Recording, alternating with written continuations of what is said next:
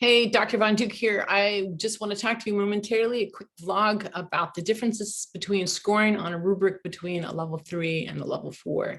You will hear me say this throughout my quick and dirty lessons and throughout my courses, but I want to just mention it here because you might be paying attention to other things as you're going through that material, and this might escape you. So that's where I try to make use of these short vlogs. So the difference between a 3 and a 4 in a score on a rubric, it depends on really 3 things. So the first thing is that the level of specificity. So a level 2, so all the rubrics are typically organized to connect the learner, some aspect of the learner, some support task or strategy that you use, and one of your learning objectives. So all 3 of those parts should be connected in your description. A level 2 leaves off one of those parts or is specific about one, kind of general, not really there on the other. So it's loose. A 4 specifically talks about each of those things and how they're connected. And a 3 is somewhere in between. Maybe one part is specific, 2 parts are general. Ideally, all parts would be there, but one is there. It's sketch. You know, the reviewers just can't give you a 2 because you're doing better than a 2, but can't give you a 4 because you're not that specific. So you can see where that 3 and 4 are kind of weighted differently in the reviewer's mind.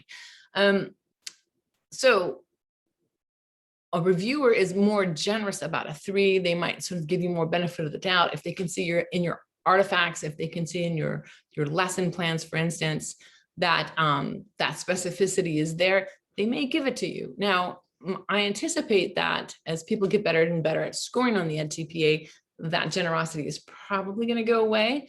So to protect you, and also depending on which kind of which reviewer you have, you probably want to protect yourself from them making that judgment call, and you actually have it there in your portfolio.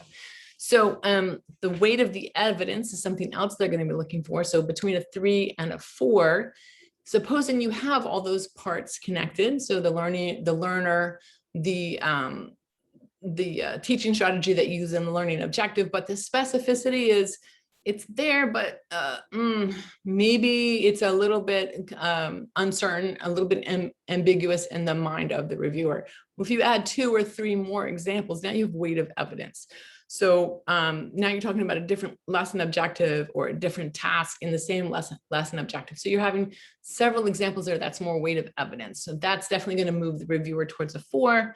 And then finally, again, in level 3, a reviewer might be somewhat generous to you, and they might not ask you to specify how those 3 things are connected. So not only do you give the specific of each thing, but you talk about why is your support important for the student's need, for example, and how does that support connect to that need to the lesson objective. So that connection of how that occurs. Again, as a teacher, you might know this intuitively. The reviewer may know it intuitively, but unless you say it specifically, they can't score you. They definitely won't give you a 4 if you don't say it specifically.